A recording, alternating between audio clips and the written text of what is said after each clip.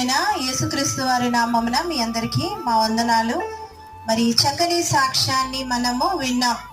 మరి సజీవ గారు, ధన్య, వీరి కుటుంబం ఈరోజు ఇలా సంతోషంగా మీ కళ్ళ ముందు ఉందంటే అది కేవలము దేవుని కృప మాత్రమే.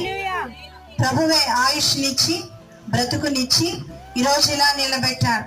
మరి ఆ తల్లిదండ్రులకు ఈ కుమారుణ్ణి ఇచ్చింది ప్రభువే, ఈమెకు భర్తనిచ్చింది బ్రతికించింది ప్రభువే, ఈ ఇద్దరి పిల్లలకు తండ్రిని బ్రతికించింది ప్రభువే, ఈ యొక్క ఈమెకు వాళ్ళ మర్ది గారిని ఇచ్చింది ప్రభువే.